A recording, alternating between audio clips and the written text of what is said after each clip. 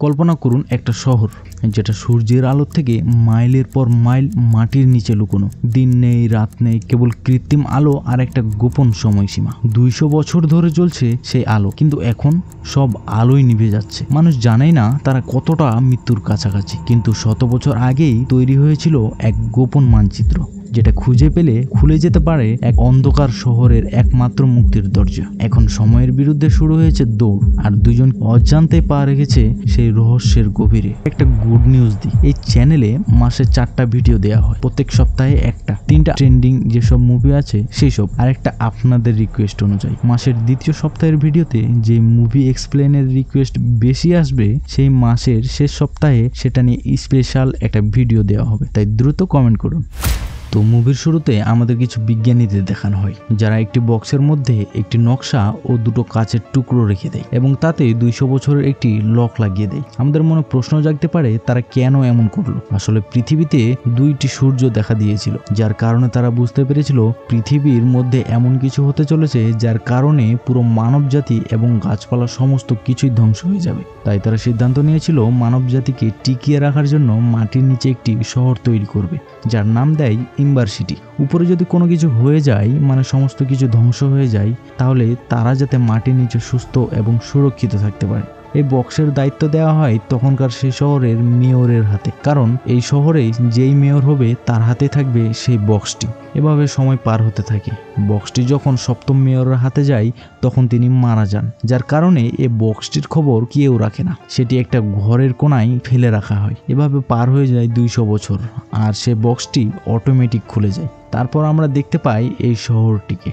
এটা মাটির নিচে থাকায় যাতে অন্ধকার না হয়ে যায়, সেজন্য আলো সাপ্লাই দেওয়া হয় একটি বড় জেনারেটরের মাধ্যমে। তবে এখন সবকিছু কেমন যেন নড়বড়ে হয়ে গেছে। এখানে আমাদের মুভির মূল চরিত্র ডুন ও তার বাবাকে দেখানো হয়। এখানে আমরা জানতে পারি ডুনের বাবা একজন বিজ্ঞানী ছিল। ঠিক সে সময় বিদ্যুৎ চলে যায় আর চারিপাশ অন্ধকার হয়ে যায়। মাটির এত নিচে, যেখানে সূর্যের আলো পৌঁছায় না, সেখানে যদি আবার কারেন্ট না থাকে, তাহলে কি লেভেলের দুর্দশায় পড়তে হয় একবার চিন্তা করুন। আসলে ডুন তাড়াহুড়া করে বের হচ্ছিল, কারণ তাদের শহরে আজ লটারি হবে, যার মাধ্যমে কে কি কাজ করবে সেই শহরের জন্য সেটা নির্ধারণ করা হবে। আসলে এটা প্রতিবার মেয়র চেঞ্জ হলেই করা হয়ে থাকে। ডুন এখানে আগে ভাগে পৌঁছে গেলেও মুভির নায়িকা লিনা কোনো রকমে দৌড়ে সেই স্থানে পৌঁছায়। সেখানে সবাই শপথ গ্রহণ করে। একটি ব্যাগে চিরকুট করা অনেকগুলো কাগজ ছিল, আর সেই কাগজগুলোতে লেখা ছিল কে কি কাজে নিয়োজিত হবে। সেখানে সবাই সবার পছন্দ মতো কাগজ পেলেও লিনা এবং ডুন তাদের পছন্দ মতো কাজ পায় না, কারণ ডুন চাইছিল সে জেনারেটর ম্যানেজমেন্টের কাজ পাক, কারণ তার ছোটবেলা থেকেই এসবের প্রতি একটা ঝোঁক ছিল। অন্যদিকে লিনা চাইছিল সে যাতে মেসেঞ্জারের কাজ পায়, মানে মেয়রের বার্তা লোকেদের কাছে পৌঁছে দিবে আর কি। কিন্তু এখানে হয়ে যায় সবকিছু উল্টো। মেসেঞ্জারের কাজ পায় ডুন এবং লিনা পায় পাইপ ওয়ার্কারের কাজ। ডুন বুঝতে পারে মেসেঞ্জারের কাজ লিনার দ্বারাতেই সম্ভব, কারণ লিনা ছিল খুব চঞ্চল প্রকৃতির একটি মেয়ে, যে কিনা ফড়িং এর মতো সবসময় তিরিং বিরিং করে এদিক ওদিক দৌড়ে বেড়ায়। তাই ডুন তাকে বলে, আমরা আমাদের কাজটা এক্সচেঞ্জ করে নিই, তুমি তোমার পাইপ ওয়ার্কারের কাজটা আমাকে দাও এবং আমার মেসেঞ্জারের কাজটা তুমি নাও। আর এটা শুনে লিনা এক কথায় রাজি হয়ে যায় আর খুবই খুশি হয়, কারণ সে চাইছিল এই মেসেঞ্জারের কাজটি। তারা সেটি এক্সচেঞ্জ করে নেয় এবং লিনা খুব আনন্দের সাথে এক দৌড়ে নিজের বাড়ি ফিরে যায় এবং সবাইকে বলতে থাকে, দেখো আমি মেসেঞ্জারের কাজ পেয়ে গেছি। লিনার পরিবারে ছিল তার বয়স্ক দাদি ও তার একটি ছোট্ট বোন পপি।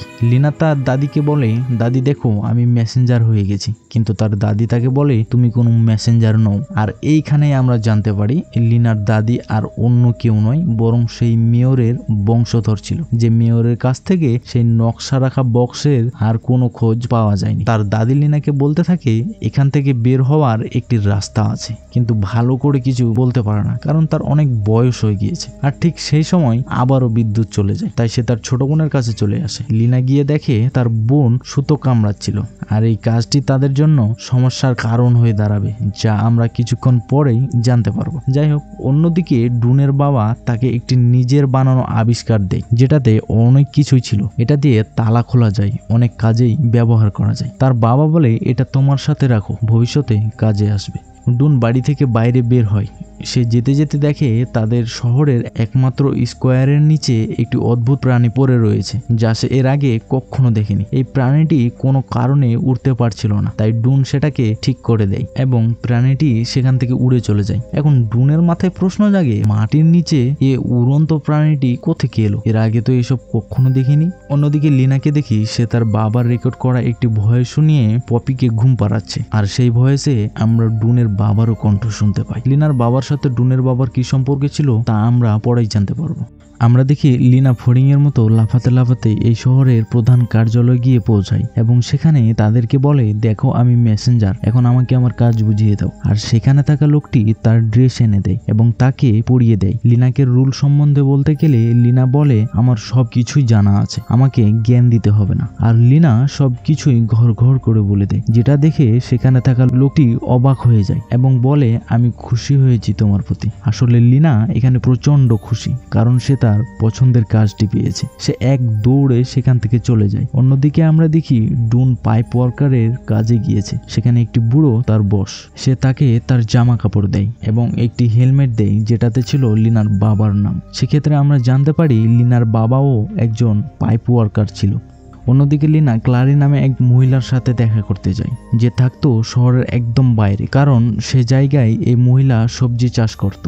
লিনা তাকে জানায়, দেখো আমি মেসেঞ্জার হয়ে গিয়েছি, যেটা শুনে ক্লারি তাকে শুভেচ্ছা জানায়। হঠাৎ তারা শুনতে পায় বাইরে একটি লোক হেল্প হেল্প বলে চিৎকার করছে। সে বলতে থাকে, আমাকে বাঁচাও, আমাকে সে মেরে ফেলবে। কিন্তু মেয়রের সেনারা তার কোনো কথা শোনে না, সেখান থেকে তাকে তুলে নিয়ে যায়। লিনা লক্ষ্য করে সে লোকটির কাছ থেকে একটি শিংয়ের মতো পড়ে গিয়েছে, তাই লিনা সেটিকে লুকিয়ে তার সঙ্গে নিয়ে যায়। অন্যদিকে ডুনকে দেখি সে তার বসের সাথে একটি পাইপ ঠিক করছিল। তার বস এখানে জানায়, পুরো শহরের পাইপের একই দশা।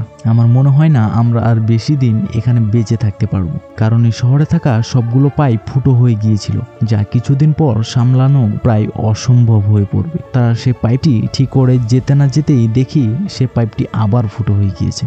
ডুন তার বসকে একটি টানেলের কথা জিজ্ঞেস করে, বলে এটি কত নাম্বার টানেল। বস তাকে এই শহরের ম্যাপ দেখায়, যেটা বস পকেটে করে নিয়ে বেড়াতো। ডুন অনেক কিছু জানতে চায়। বস তাকে জানায়, ওসব আমার কাজ না। এটা বলে বস বসেই ঘুমিয়ে পড়ে। এখানে ডুন কৌতূহলবশত জেনারেটর রুমের দিকে যেতে চায়, তাই সে বসের পকেট থেকে নকশাটি চুরি করে নেয় এবং নকশা ধরে সে যেতে থাকে। সে টানেলের ভেতরে 351 নাম্বার একটি রুম দেখতে পায়। সেটা খোলার চেষ্টা করে কিন্তু ব্যর্থ হয়, তাই সে অন্য রাস্তায় গেলে দেখতে পায় একটি দড়ি ঝুলানো রয়েছে। দড়ির উৎস খুঁজতে উপরে এলে দেখে সে পৌঁছে গিয়েছে এই শহরের খাদ্য গুদামে। সে দেখতে পায় এখানে একদম খাবার নেই, যা দিয়ে এই শহরের মানুষের বড় জোর আর কিছুদিন চলবে। ঠিক তখনই সেখানকার গার্ডরা এসে তাকে ঘাড় ধাক্কা দিয়ে বের করে দেয়। সেখানে আবার বিদ্যুৎ চলে গেলে লিনার সাথে ডুনের দেখা হয়। লিনা এখানে প্রথমবারের মতো ডুনকে জানায়, শহরের বাইরেও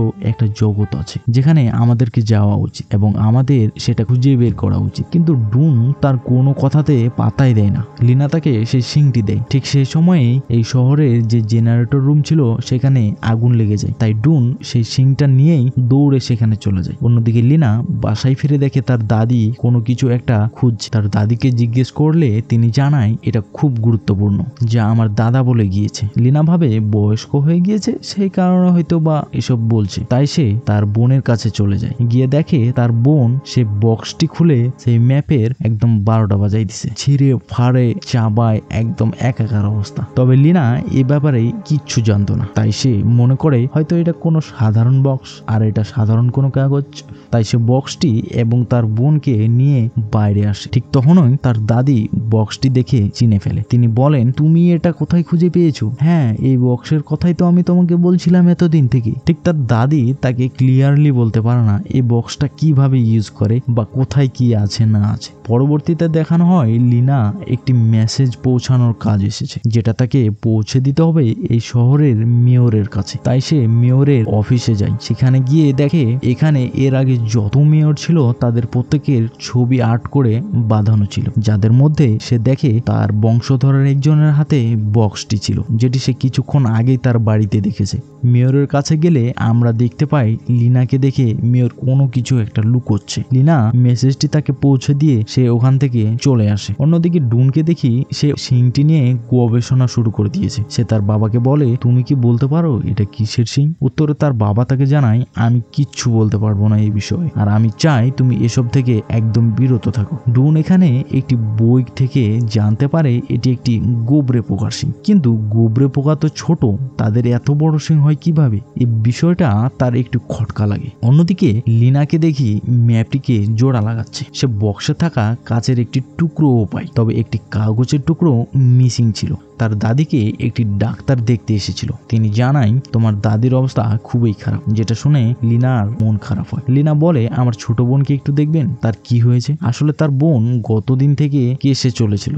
ডাক্তার তার ছোট বোনকে দেখতে যায় এবং দেখে তার বোন সেই মিসিং কাগজটি চিবিয়ে মুখের মধ্যে রেখে দিয়েছে, যার কারণে সে কাল থেকে কাশছিল। এখন লিনা সবগুলো কাগজ একত্র করে এবং জোড়া লাগায়। সে দেখে এই নকশাটির মধ্যে এখান থেকে বের হওয়ার সমস্ত তথ্য দেওয়া ছিল, যা একটি টানেলের মধ্য দিয়ে শুরু হয়। এই নকশাটিতে 351 নম্বর রুমটির কথা উল্লেখ করা ছিল। লিনা তার দাদির ঘরে গিয়ে দেখে তার দাদি মারা গিয়েছে, যার ফলে তারা পুরোপুরি একা হয়ে যায়। কারণ লিনা ও তার বোনের এই পৃথিবীতে তার দাদি ছাড়া কেউ ছিল না। লিনা এবং ডুন এখান থেকে বের হওয়ার রাস্তা খুঁজতে থাকে এবং তারা সেই টানেলের মধ্যে যায়, যেখানে গিয়ে একজন ল্যাংড়া মানুষকে দেখতে পায়, যাকে কোনো কিছু একটা ধাওয়া করছিল। সেখানে তারা খাবার দেখতে পায়, যেগুলো কিনা অনেক দামি ছিল, আর তাদের বলা হয়েছিল এই খাবারগুলো তাদের শহর থেকে অনেক আগেই ফুরিয়ে গিয়েছে। তাই তাদের মনে প্রশ্ন জাগে, এগুলো খাবার যদি আগেই শেষ হয়ে গিয়েছিল, তাহলে এখন এগুলো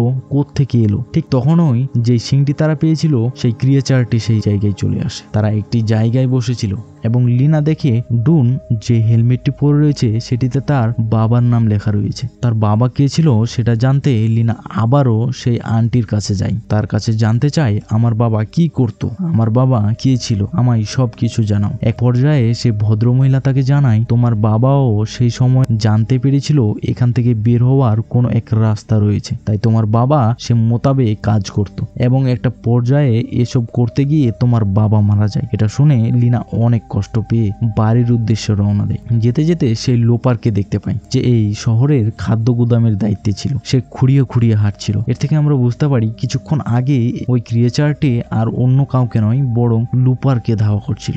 লিনার অনেক সন্দেহ জাগে, তাই সে ডুনকে সাথে নিয়ে আবারও সেই টানেলের মধ্যে যায়। এবার তারা সেই 351 নম্বর রুমে ঢুকবে বলে সিদ্ধান্ত নেয়। তাই ডুন বাবার দেওয়া গ্যাজেটটি দিয়ে সেই ঘরের তালাটি খুলে ফেলে। ভিতরে গিয়ে দেখে সেখানকার মেয়র পুরো মাল মূল খেয়ে গন্ডার মতো পড়ে রয়েছে, আর সেই রুমে প্রচুর খাদ্য মজুদ ছিল। তারপর তারা দুজনে লিনার বাড়িতে চলে আসে।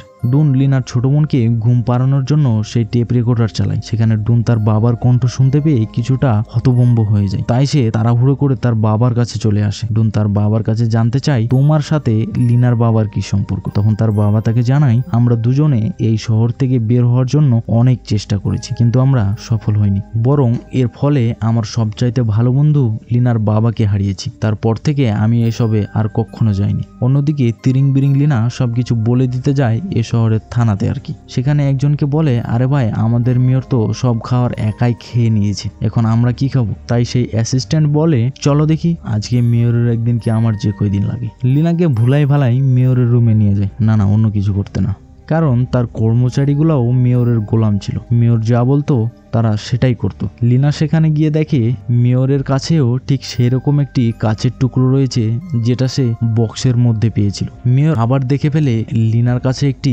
বক্স রয়েছে। সেটা দেখে মেয়র ভাবে হয়তো কোনো গুপ্তধন আছে এই বক্সের মধ্যে, তাই সে লিনাকে বক্সটি দিয়ে দিতে বলে, কিন্তু লিনা সেটি দিতে রাজি হয় না। তারা বক্সটি লিনার থেকে কেড়ে নিতে যাবে, ঠিক সেই সময় লোডশেডিং হয় এবং লিনা কোনো রকমে তার কাছে থাকা কাচের টুকরোটি নিয়ে পালাতে সক্ষম হয়। তার সবকিছু নিয়ে লিনা ডুনের কাছে যায়। ডুন দুটি কাচের টুকরো একত্র করে দেখতে পাই একটি কমপ্লিট সাইন তৈরি হয়, যেটা জেনারেটর রুমের গেটে অঙ্কন করা রয়েছিল। অন্যদিকে লিনা এবং ডুনকে অপরাধী হিসেবে সবার কাছে প্রচার করে দেওয়া হয়, যে তাদেরকে ধরে আনতে পারবে তাদেরকে পুরস্কৃত করা হবে। লিনা এবং ডুন সেই জায়গায় চলে যায় যেখানে সবজি চাষ হতো। সেখানে থাকা একটি ঘরে ঢুকে দেখতে পায় ডুনের বাবার একটি আবিষ্কার, যেটা দেখে ডুন চিনে ফেলে এটা আমার বাবার তৈরি, কারণ আমার বাবা ছাড়া এসব বানার মতো কেউ ছিল না এই শহরে। তাই ওরা দুজনে সেটা নিয়ে বাইরে বের হয়ে যায়। লিনা তার ছোট বোনকে নিয়ে তারা তিনজন মিলে জেনারেটর রুমের দিকে চলে যায়। তারা সেখানে গিয়ে বুঝতে পারে না কিভাবে কি করবে। হঠাৎ লিনা খেয়াল করে তার হাতে যে ম্যাপটি রয়েছে তার সাথে এই জেনারেটর রুমের কিছু সাইন আর্ট করা রয়েছে। তাই সে সাইন দেখে একটি আলমারি সরায়। আসলে সেটা আলমারি নয়, বরং একটি নৌকা ছিল। তারা একটি চাকা ঘোরাতেই নতুন একটি দরজা ওপেন হয়। সেখানে দরজার ভেতর ওই আলমারির মতো ছোট ছোট নৌকাগুলো অটোমেটিক যেতে থাকে। তাই সেটাকে ফলো করে তারা সামনে এগোতে থাকে। কিছু দূর গিয়ে দেখে সেখানে একটি নদী বয়ে গেছে। তারা দেখতে পায় সেই ছোট নৌকাগুলো একটি রোলারের কাছে গিয়ে ধ্বংস হয়ে যায়। আর ঠিক এভাবেই লিনার বাবা মারা গিয়েছিল। তারা যদি এখান থেকে বের হতে চায় তাহলে তাদের পানির লেভেল বেশি করতে হবে এবং সেই রোলারটিকে উল্টো দিকে ঘোরাতে হবে যাতে তারা সেই রোলারের উপর দিয়ে চলে যেতে পারে। তারা আবার সেই নকশাটিকে পর্যবেক্ষণ করতে থাকে। সেখানে কন্ট্রোল রুমের ব্যাপারে বলা ছিল, তাই তারা সেই কন্ট্রোল রুমের কাছে যায় এবং তারা সেখানে একটি কি হোল দেখতে পায় যেটা কিনা ওই কাঁচের টুকরো দুটো দিয়েই লক করা ছিল। তারা ভেতর প্রবেশ করে রীতিমতো চমকে ওঠে, কারণ এই রুমটি দিয়েই পুরো শহরটি কন্ট্রোল করা সম্ভব। তারা সেই ম্যাপটি দেখে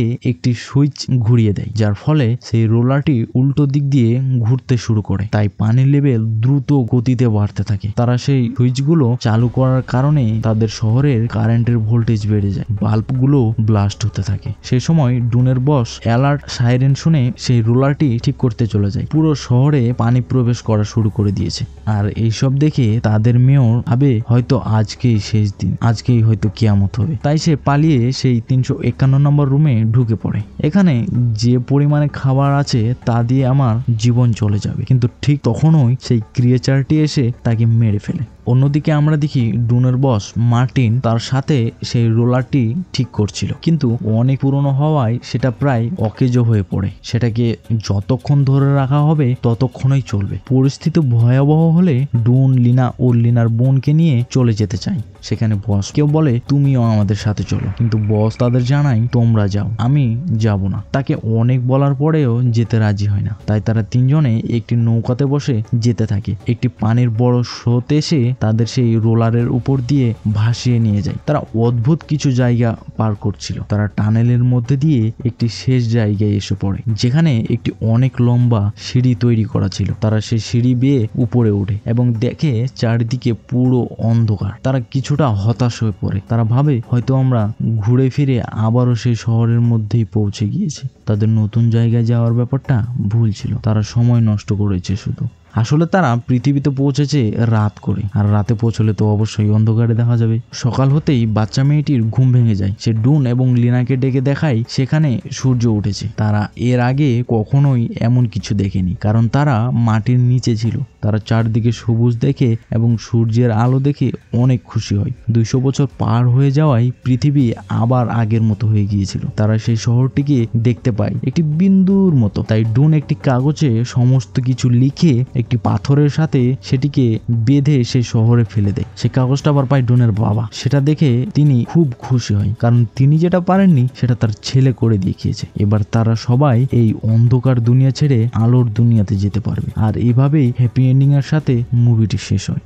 যখন সব আলো নিভে যেতে থাকে তখন কিছু মানুষ হয়ে ওঠে সেই শেষ আলো। এটাই ছিল সিটি অফ এম্বার, একটা অদ্ভুত শহরের গল্প আর দুই কিশোর কিশোরীর ভয় আর অন্ধকারের জয় করার সাহস। ভিডিওটি যদি ভালো লেগে থাকে তাহলে অবশ্যই লাইক কমেন্ট শেয়ার করবেন এবং চাইলে আমার চ্যানেলটিকে সাবস্ক্রাইব করতে পারেন।